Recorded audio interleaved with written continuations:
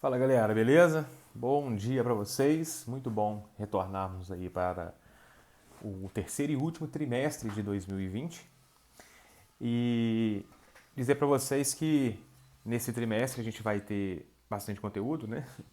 Como já era de se esperar, mas vamos conduzi-los da melhor maneira possível, né? Então já antecipo a vocês que não é para ficarem ansiosos, que a gente vai dar conta de finalizar esse conteúdo, né, até o final do trimestre.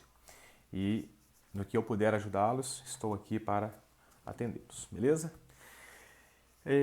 A aula de hoje vai ser bem tranquila, porque eu vou fazer apenas um apanhado geral sobre o conteúdo que a gente vai estar estudando, né, nesse bimestre e nesse trimestre. E já vou introduzir alguns conceitos a respeito deles. Então vai ser uma aula bem de boas, tá?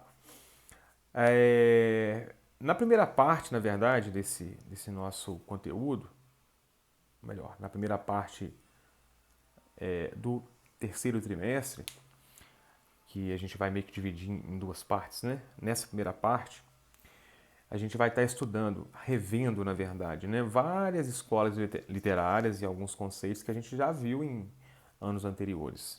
Como, por exemplo, a gente vai começar o nosso estudo falando das escolas literárias chamadas parnasianismo e simbolismo, né? Nós vimos isso no ano passado, né, com os autores Olavo Bilac, Raimundo Correia, Alberto de Oliveira. Depois tem o Cruz e Souza no simbolismo, tem Alfonso de Guimarães. Então a gente vai rever esse conteúdo por ser uma revisão e pelo fato do parnasianismo e simbolismo não serem escolas literárias tão complexas, assim como são o realismo, naturalismo, romantismo e principalmente o modernismo, né? O modernismo ele é mais complexo pela diversidade de autores que tem, né? Nesse caso, o parnasianismo e o simbolismo serão mais fáceis da gente rever porque é o conteúdo mais objetivo, né? Mas antes disso, de entrarmos de fato no parnasianismo e no simbolismo, a gente vai precisar ver uma beiradinha que ficou faltando do trimestre anterior, que foi sobre o período realista naturalista, né? Eu só vou fazer um apanhado geral assim dos autores, né, dos principais autores, igual Machado de Assis, Aloísio Azevedo, e traçar alguns conceitos a respeito das obras dele, né? Porque na hora que eu traçar esses conceitos, vocês irão se lembrar do que a gente já estudou no ano passado, né? Ano passado a gente ficou um bom tempo estudando somente esses autores, né, e as suas obras. Então essa revisão vai ser muito necessária para que vocês relembrem, beleza? Aí depois que a gente passar pelo parnasianismo e simbolismo, a gente já vai entrar de cara no século XX. Aí vai ser interessante. Século XX, na minha opinião, é o período que eu acho mais interessante da nossa literatura. Acho fantástico. Mas antes disso, a gente vai rever um conceito que nós vimos lá na primeira série, que nem é vamos dizer assim, um conceito especificamente literário, não. Mas é um conceito de linguagem, né? Isso tem mais a ver com o processo de construção da linguagem. E como a literatura é feita da matéria-prima do idioma, da linguagem, esses conceitos também nos servem para compreender melhor o que é literatura. Então, esse conceito de linguagem que a gente vai rever se chama intertextualidade, né? Inclusive, nas aulas de português, vocês também estudam sobre isso, né? Não sei até se o Jorge já deu isso para vocês em alguma outra aula passada aí, mais recente, mas ao longo do ensino fundamental e do médio também vocês já viram sobre isso. Esse inter, né, esse prefixo inter, de intertextualidade, inter é um prefixo que significa externo, né, aquilo que está fora. Por isso que tem internacional, interestadual, né, intermunicipal, né, aquilo que vem de fora. E textualidade vem de texto. Intertextualidade é a junção dentro de um único texto que se utiliza de elementos externos, ou seja, elementos de outros textos para compor o sentido dele. Sim, bem basicamente é isso, mas a gente vai, ao longo das próximas aulas, a gente vai estar aprofundando. Hoje eu não vou aprofundar, hoje é apenas um apanhado geral do conteúdo desse trimestre.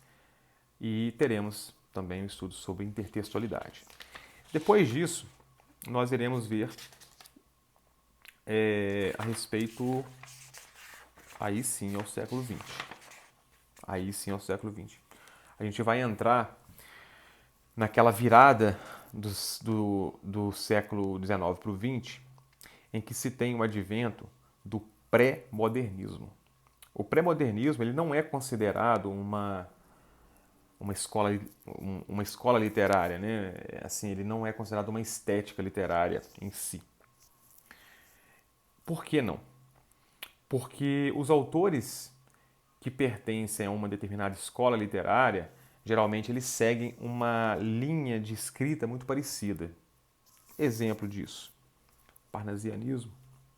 Os autores parnasianos, eles escreviam, por mais que fossem autores, poetas, né, diferentes, eles escreviam poemas que tinham uma mesma linha de produção, né, com relação ao estilo, com relação à linguagem, com relação ao tema que eles abordavam. No caso do pré-modernismo, cada autor vai ter um tipo de estilo. E isso aqui é muito, muito bacana. Eu vou citar apenas três, né? Na verdade, relembrando, né, que a gente já viu esse conteúdo no ano passado. Monteiro Lobato, ele escrevia, além de outros tipos de textos, também literatura infantil. Ele é considerado o inventor da literatura infantil brasileira. Depois nós temos o Euclides da Cunha, que escreveu, do ponto de vista jornalístico, um fato real, que é a Guerra de Canudos, mas com um tipo de linguagem romanceada, ele transformou um fato real em literatura. E Lima Barreto, que era um autor que era a voz das periferias cariocas do início do século XX. Ele falava sobre a exclusão social do afrodescendente, das pessoas que não pertenciam a classes sociais elevadas, né, das pessoas que realmente eram excluídas do grupo de elite carioca do início do século XX. Ele é uma espécie de porta-voz dessa camada da sociedade. E, portanto, ele teve uma grande importância nesse período. Era quase um escritor de protesto, quase. E só como exemplo, eu citei três aqui completamente diferentes um do outro. E todos os três coexistiram, todos os três produziram literatura no mesmo período. E cada um tem um estilo diferente. Por isso que o pré-modernismo não é considerado uma escola literária, mas sim um período de transição entre o passado e o futuro. Isto é, até o século XIX, toda a literatura e toda a arte era feita de uma forma muito formal, vamos dizer assim, uma linguagem muito elaborada e tal. Mas o modernismo, ele já vem para poder romper com esse passado, ele vem para poder transformar tudo numa bagunça, mas uma bagunça boa. Ou seja, é como se o modernismo ele viesse para poder quebrar com todos os dogmas, com todos os preconceitos. E tudo aquilo que não era considerado material literário, os modernistas pegaram e colocaram dentro da literatura. E fizeram uma literatura muito marcante, muito profunda, né? Utilizando a própria linguagem do povo, utilizando elementos característicos regionais do Brasil, né? Utilizando o próprio comportamento, né, da sociedade brasileira, né, como essência assim, para poder produzir as suas obras. Mas isso é o modernismo. Isso não é pré-modernismo. O pré-modernismo é o que vai preparar terreno para que os artistas e poetas e autores brasileiros cheguem até essa libertação, né? Então, o pré-modernismo é considerado um período de transição entre o século XIX, entre o passado, entre tudo aquilo que eles consideravam como arcaico e a produção artística e literária que tentava olhar para o futuro. Era o rompimento mesmo, né?